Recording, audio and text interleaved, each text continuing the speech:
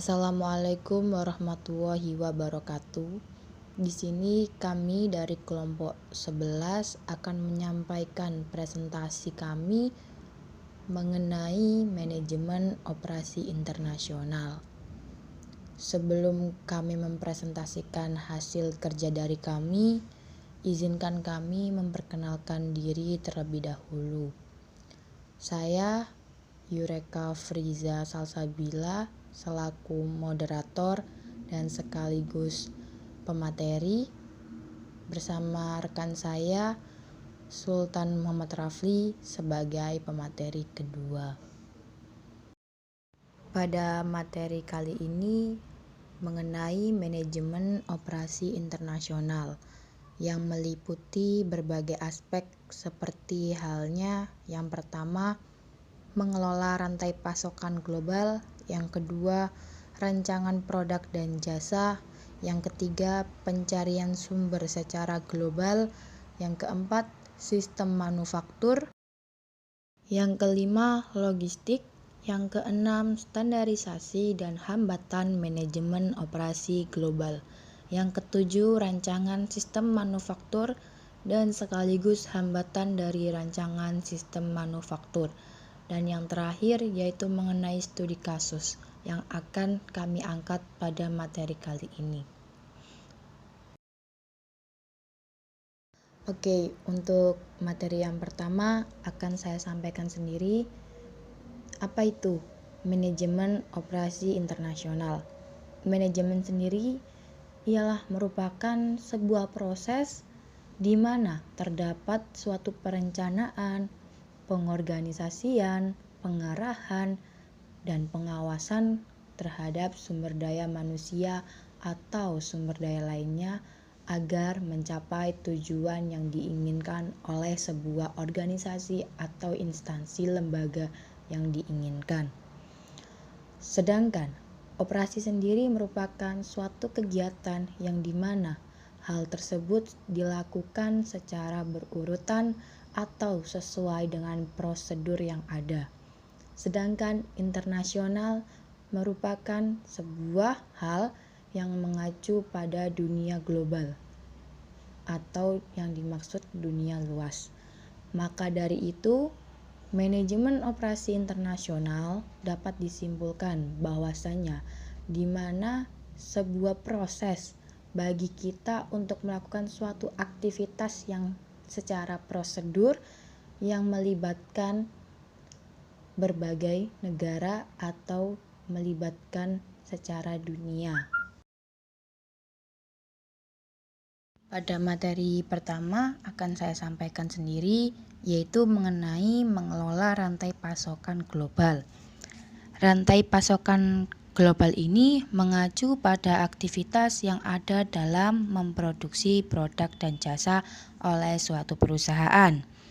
Bagaimana di dalam aktivitas ini terkait antara satu sama lain. Nah, dengan begitu kita dapat tahu apa sih konsep manajemen rantai pasokan tersebut? Nah, konsep manajemen rantai pasokan melibatkan pendekatan sistem total hingga pengelolaan aliran bahan baku, informasi, keuangan, dan jasa keseluruhan di dalam sebuah perusahaan. Rantai pasok sendiri merupakan bagian yang berkesinambungan dari kualitas global dan inisiatif manajemen biaya. Oleh sebab itu, biaya rantai pasok umumnya bisa mempresentasikan lebih dari 50% aset dibanding 80% pendapatan. Oleh sebab itu, persediaan dilakukan dalam setiap tahap rantai pasok karena keterikatan persediaan dengan uang. Dengan begitu, memiliki tujuan untuk mengurangi persediaan. Konsistensi dengan persyaratan awal. Yang dimaksud dengan konsistensi dengan persyaratan awal yaitu produk perusahaan tersedia ketika dibutuhkan dan sesuai dengan kualitas dan kuantitas yang diinginkan. Hal tersebut sangat penting karena untuk menyinkronkan operasi di setiap tahap rantai pasok agar dapat meminimalkan jumlah dalam persediaan. Nah, di dalam rantai pasok ini, siklus hidup produk yang lebih pendek dan kurang bisa diprediksi, serta dampak ekonomi dan politik. Optimalisasi rantai pasok telah meningkatkan ketersediaan data dan sekaligus integrasi dengan pemasok dan pelanggan. Dan juga membantu meningkatkan daya saing internasional yang telah mengadopsi dan menguasai teknologi. Yang kedua yaitu mengenai rancangan produk dan jasa. Di sini, rancangan produk dan jasa merupakan sebuah faktor penting dalam struktur dan manajemen rantai pasokan global, yang dimana rancangan produk dan jasa dalam perusahaan memiliki hubungan yang fundamental dengan jenis input yang akan dibutuhkan oleh perusahaan, seperti halnya tenaga kerja, bahan-bahan informasi, dan pembiayaan. Materi yang ketiga yaitu mengenai pencarian sumber secara global. Nah, apa sih pencarian sumber secara global? Nah, hal tersebut itu untuk memperoleh harga yang lebih rendah dan juga alasan lainnya. Mungkin beberapa produk yang dibutuhkan oleh perusahaan tidak terdapat di wilayah tersebut. Nah, dan harus diimpor.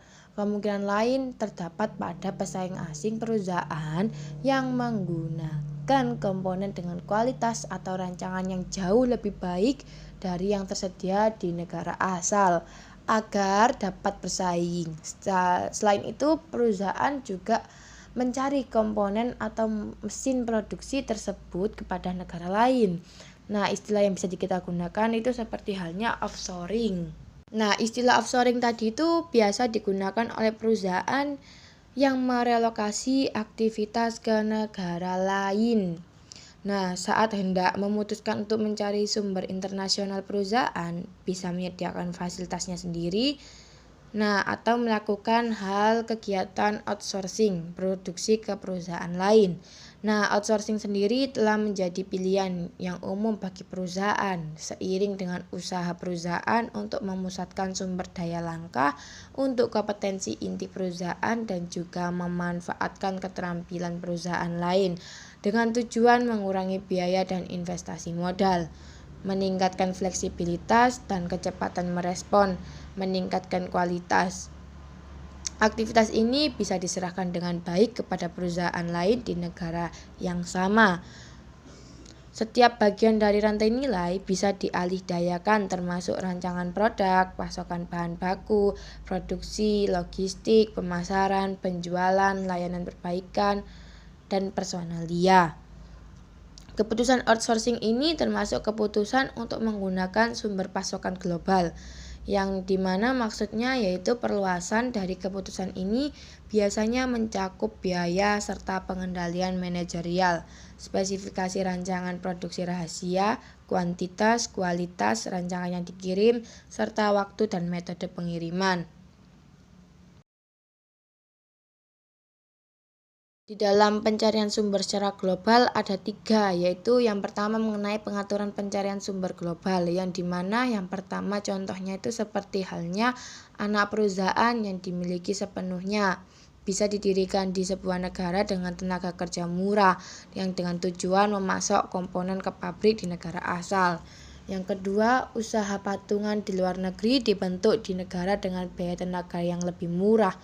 Dan yang ketiga, proyek-proyek yang terikat kontrak, pabrik di dalam negeri mengirimkan komponen untuk dibuat dan dirakit.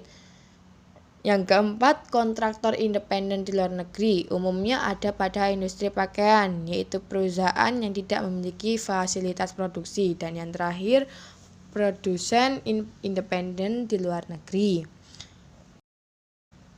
Nah, pada lainnya terdapat pada pentingnya pencarian sumber global. Nah, pentingnya pencarian sumber global ini yaitu sebuah hubungan yang erat terbentuk antara sumber global dan kepemilikan sumber-sumber asing. Perdagangan antar perusahaan yang meliputi perdagangan antara perusahaan induk dan afiliasi asingnya, yang berkontribusi 30 hingga 40% ekspor barang dan 35 hingga 45% impor di Amerika Serikat. Selain itu, juga terdapat tekanan persaingan dan penurunan siklus waktu konsep ke pasar dalam banyak sektor produk dan jasa.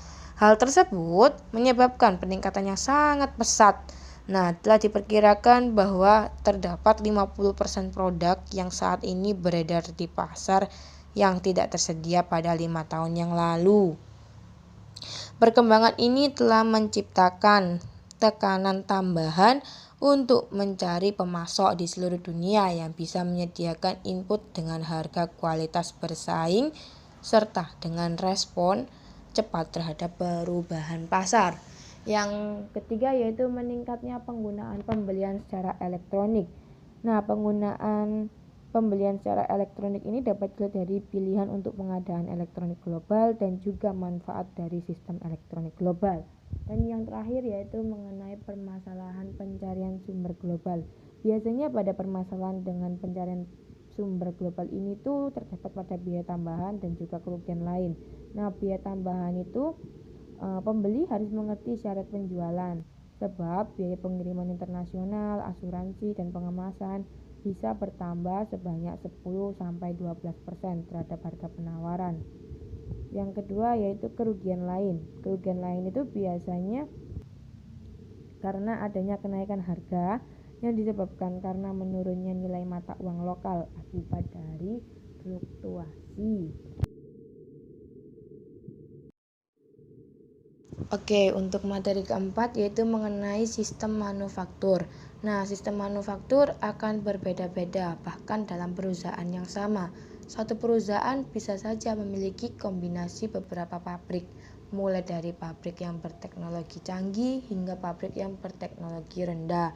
Sistem manufaktur yang diatur di dalam antar operasi internasional bisa memiliki implikasi penting pada cara penyediaan dan pengelolaan rantai pasokan global perusahaan. Nah, di dalam sistem manufaktur ada 4 hal yang ditekankan, yaitu mengenai yang pertama meningkatkan kualitas, yang kedua manufaktur tersinkronisasi, yang ketiga pengubah sesuaian massal, yang keempat yaitu Six Sigma.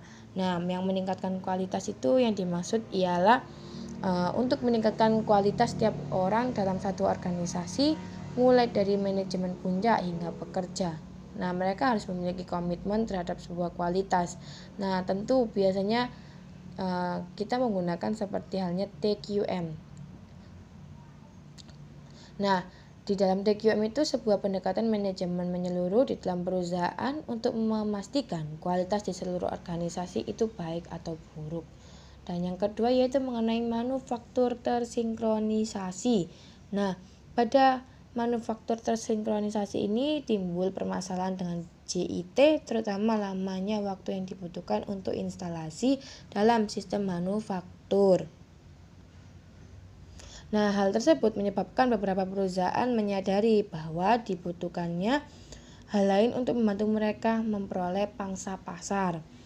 Banyak yang beralih ke manufaktur tersinkronisasi atau bisa disebut sebagai synchronous manufacturing. Nah, hal tersebut disebut sebagai teori kendala. Nah, sistem pengendalian penjadwalan dan manufaktur yang berusaha menemukan dan menghapuskan hal tersebut dengan tujuan untuk mencapai output produksi yang lebih besar, seperti halnya mesin, personel, alat, dan fasilitas. Output sistem ini ditentukan oleh sebuah perusahaan dan dibatasi untuk output operasi yang paling lambat yang bekerja pada kapasitas penuh. Dan yang ketiga yaitu mengenai pengubah sesuaian. Nah, pengubah sesuaian massal ini mengacu pada penggunaan sistem manufaktur yang fleksibel yang biasanya dengan bantuan komputer untuk memproduksi dan mengirimkan produk dan jasa yang sudah disesuaikan untuk pelanggan yang berbeda ke seluruh dunia. Sistem ini umumnya mengkombinasikan unit berbiaya rendah dan kecepatan produksi yang tinggi. Hal tersebut terkait dengan proses produksi massal dengan fleksibilitas terhadap pengubahsesuaian untuk permintaan masing-masing pelanggan. Nah, di dalam pengubahsesuaian ini ada 4 pendekatan. Yang pertama kolaboratif, adaptif, kosmetik, dan juga transparan. Yang dimana kolaboratif memiliki makna perusahaan membantu pelanggan memilih fitur produk yang dibutuhkan. Sedangkan adaptif, perusahaan menawarkan produk standar yang bisa dimodifikasi sendiri oleh pengguna. Yang ketiga kosmetik, hanya penampilan produk yang disesuaikan seperti pengemasan atau warna. Dan juga yang transparan yaitu mengenai pelanggan diberikan produk dan jasa yang disesuaikan secara individu tanpa mereka mengetahui. Dan yang terakhir yaitu mengenai Six Sigma, yang dimana pada proses manajemen bisnis yang mengkombinasikan alat analitis yang amat teliti dengan infrastruktur yang jelas dan kepemimpinan dari atas dalam rangka untuk memecahkan masalah dan mengoptimalkan proses. Nah, di dalam Six Sigma ini berkonsentrasi untuk menghapuskan variasi dan mengurangi kecacatan dari proses pengerjaan. Dan seiring berkurangnya output yang cacat, begitu pula biaya dan siklus waktu juga, sehingga kepuasan pelanggan juga akan mengalami peningkatan.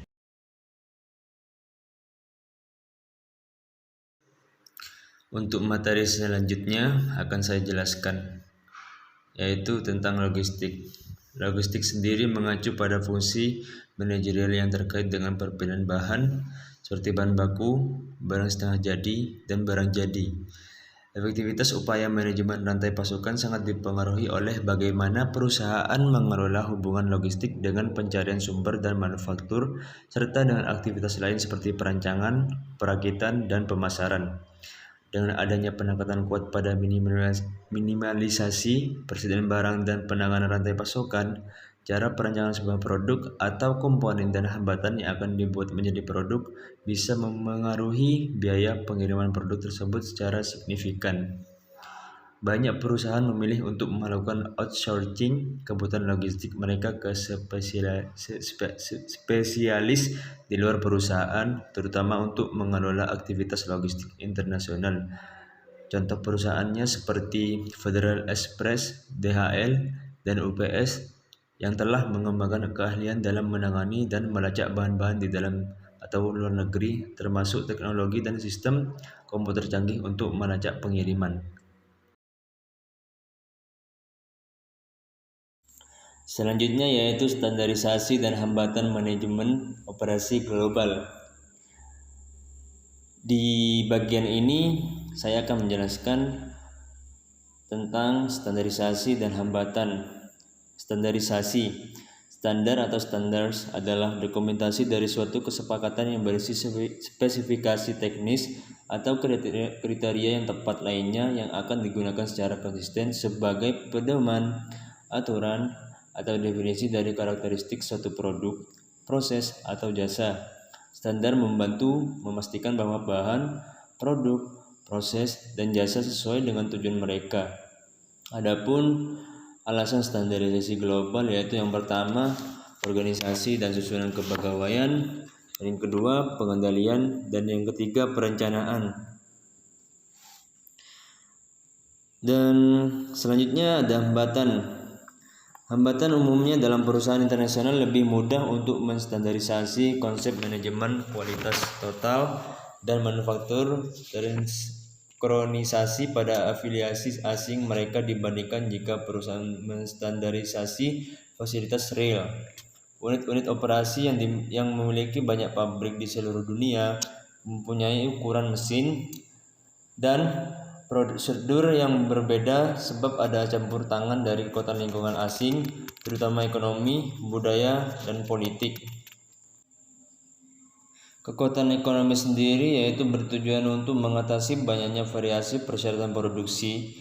Perancangan umumnya memiliki pilihan untuk memilih antara proses padat modal yang menggunakan mesin-mesin otomatis, penghasil output semi manual, atau proses padat karya yang menggunakan lebih banyak orang dan peralatan serbaguna dengan kapasitas produksi yang lebih rendah. Selanjutnya yaitu kekuatan budaya. Kekuatan budaya ini bertujuan saat pabrik dibangun di sebuah negara industri maju yang memiliki pasar berhubungan besar dan biaya tenaga kerja tinggi. Proses padat modal tanpa diragukan akan digunakan, namun proses tersebut juga bisa digunakan di negara berkembang yang umumnya kekurangan pekerja yang memiliki keterampilan meskipun terdapat pasukan tenaga kerja yang berlimpah. Dan yang terakhir yaitu kekuatan politik. Kekuatan politik ini bertujuan saat merencanakan fasilitas manufaktur baru di negara berkembang. Manajemen seringkali dihadapkan dengan sebuah paradoks yang menarik. Meskipun negara tersebut amat membutuhkan penciptaan lapangan kerja yang mengutamakan proses padat karya, para pegawai pemerintah sering memaksa untuk menggunakan peralatan modern.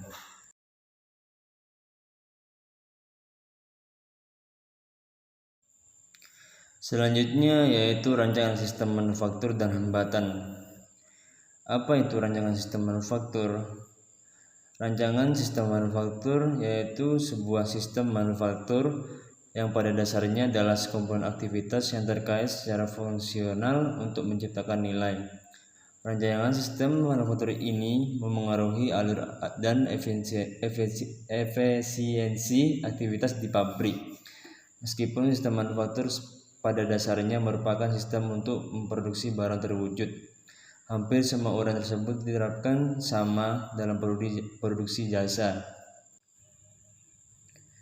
Adapun faktor-faktor yang terkait dalam operasi dari sistem manufaktur yang efisien mencakup yaitu yang pertama lokasi pabrik, yang kedua tata letak pabrik, dan yang ketiga penanganan bahan baku, dan yang terakhir yaitu unsur manusia. Untuk lokasi pabrik itu maksudnya kayak lokasi pabrik kan amat penting karena dampaknya pada biaya produksi dan distribusi yang seringkali bertentangan. Keuntungan dari insentif pemerintah serta biaya lahan dan tenaga kerja yang lebih rendah yang diperoleh dengan menempatkan pabrik jauh dari kota besar mungkin diimbangi oleh naiknya biaya gudang dan transportasi untuk melayani pasar tersebut. Dan yang kedua yaitu tata letak pabrik. Maksudnya yaitu di pabrik modern menetapkan bahwa pengaturan mesin, personel, dan fasilitas pelayanan harus dibuat sebelum mendirikan bangunan. Dengan cara ini diakomodasi ke tata letak yang dinilai paling mampu untuk mencapai sistem produksi yang berfungsi dengan lancar. Perancang sendiri harus berusaha untuk mencapai kegunaan maksimum dari ruang bangunan yang mahal sekaligus menyediakan ruang untuk ekspansi setiap departemen di masa mendatang. Dan yang ketiga, penanganan bahan baku. Maksudnya yaitu penghematan yang cukup besar dalam biaya produksi bisa diperoleh dengan perencanaan bahan baku yang matang. Manajer operasional seringkali tidak bisa mengapresiasi bahwa penanganan bahan baku dapat menyebabkan cadangan berlebihan persediaan suku cadang yang sebagian selesai menumpuk di beberapa stasiun kerja, sementara di mesin mahal lainnya menganggur karena kekurangan pekerjaan. Hal ini juga mengkhawatirkan para pemasar karena penanganan bahan baku yang buruk bisa mengakibatkan keterlambatan pengiriman dan kerusakan barang yang pada akhirnya akan mengakibatkan pembatalan pesanan dan kehilangan pelanggan. Oleh karena itu, pemasar harus disertakan dalam pendekatan pengendalian kualitas total. Dan yang terakhir yaitu unsur manusia, yaitu maksudnya yaitu kayak seperti efektivitas sistem manufaktur tergantung pada manusia yang pada gilirannya dipengaruhi oleh sistem itu pula. Produktivitas menjadi buruk ketika kondisi cuaca sangat panas atau dingin, kebisingan yang berlebihan atau kesalahan pencahayaan. Warna juga memengaruhi perilaku manusia. Warna yang pucat memberikan perasaan yang tenang dan tidak mengganggu, sementara warna terang menarik perhatian. Untuk keamanan dan kemudahan operasi, pengendalian mesin-mesin yang diimpor harus diubah secara berkala untuk menampung lebih sedikit pekerja. Alat-alat ekstra yang tidak diperlukan di negara asal mungkin dibutuhkan.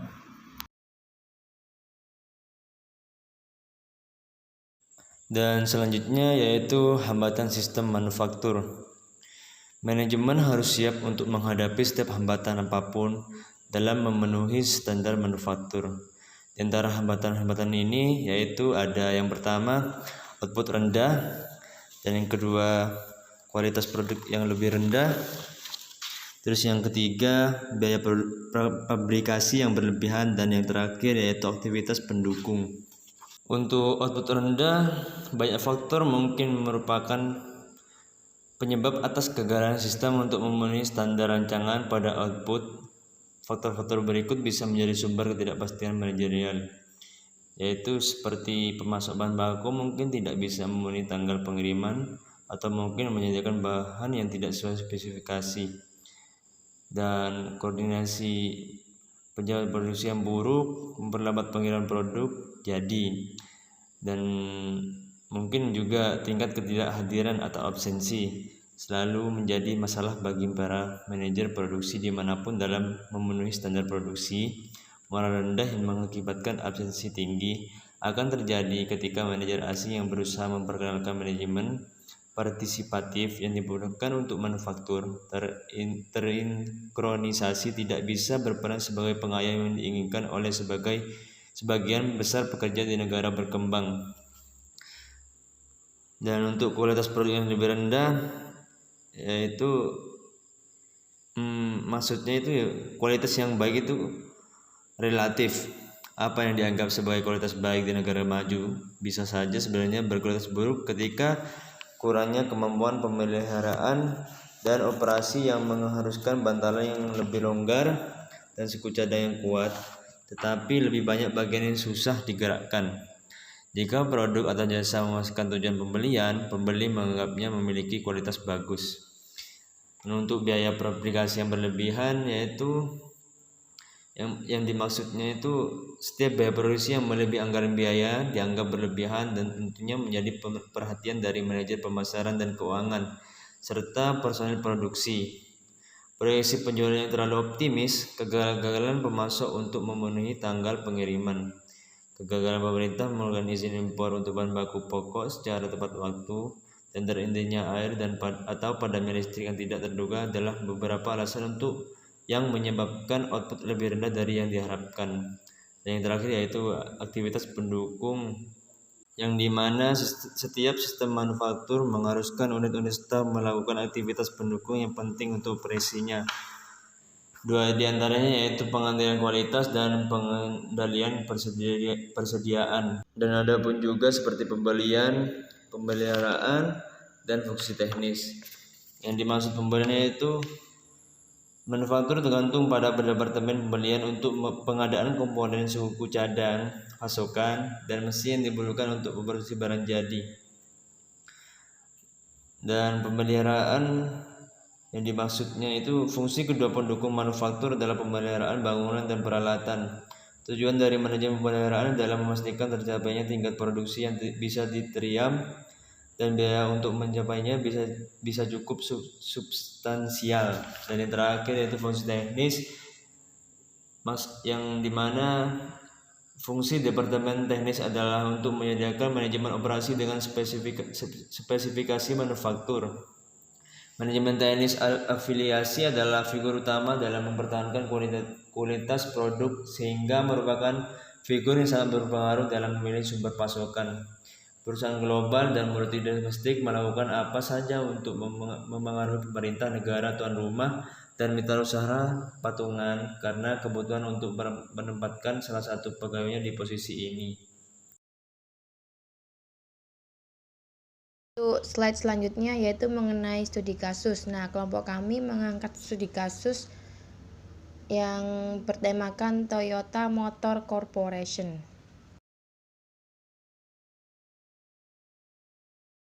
Pada bagian studi kasus akan saya jelaskan mengenai Toyota Motor Corporation.